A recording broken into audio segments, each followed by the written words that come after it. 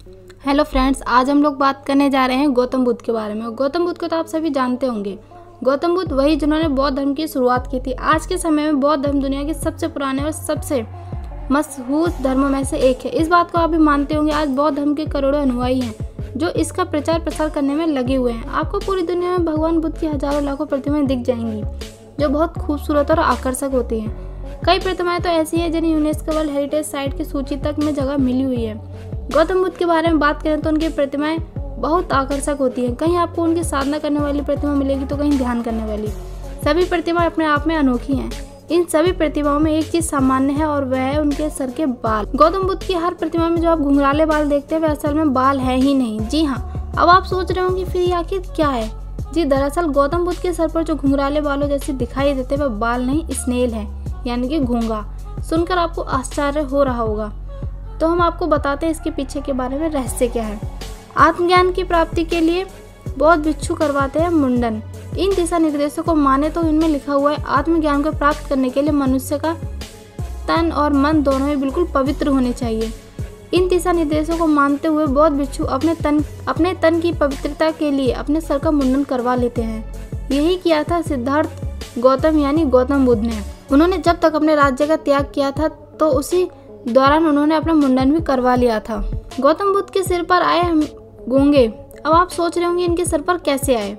एक बार गौतम बुद्ध ध्यान में मग्न थे। उस दौरान वह पेड़ के नीचे बैठे थे और साधना कर रहे थे। साधना करते करते वे इतने अधिक ध्यान में लीन हो गए कि उन्हें बाहर के बारे में कुछ पता ही नहीं रहा। बाहरी दुनिया को भुलाकर वह साधना में डूब गए।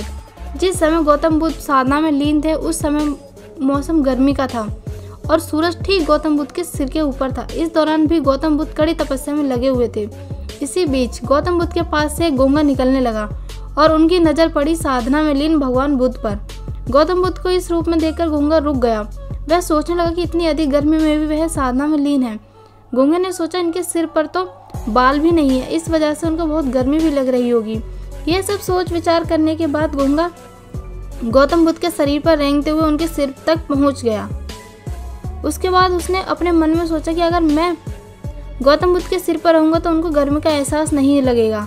यह सोचकर वह वहीं ठहर गया। उसे देखकर बहुत से गौंगे उसके पीछे पीछे गौतम बुद्ध के सिर पर चढ़ गए। इस तरह 108 गौंगे गौतम बुद्ध को गर्मी से बचाने के लिए उनके सिर पर बैठे रहे और इस तरह उनकी जान चली गई। कहा जाता है भगवान बुद्ध को आत्मज्ञान दिलवाने में इन 108 गौंगों ने अपनी जान दे दी। अपनी अहम भूमिका के लिए इन 108 गौंगों को महत्वपूर्ण माना जाता है। स्नेल ये लचीले शरीर वाले जानवर हैं और इनमें नमी होती है। इन्हें जब भी पकड़ा जाए तो ठंडक का एहसास होता है। अपनी इन्हीं बातों को ध्यान में रखते हुए गौंगे गौतम बुद्ध को गर्मी से बचाने के लिए उनके ऊपर बैठ गए और अपने प्राण त्याग दिए। आज गौतम बुद्ध की मूर्तियों के सिर पर जो घुंघराले बाल जैसी आकृति बनाई जाती है वे असल में घोंगे हैं। एक कहानी और भी है। कुछ लोगों का यह मानना है कि जब गौतम बुद्ध साधना में लीन हुए तो उनके बाल बढ़ गए थे। उस दौरान जब भयंकर गर्मी आई तो गौतम बुद्ध के सिर के सारे बाल जल गए और सभी घुंघराले आकार के हो गए।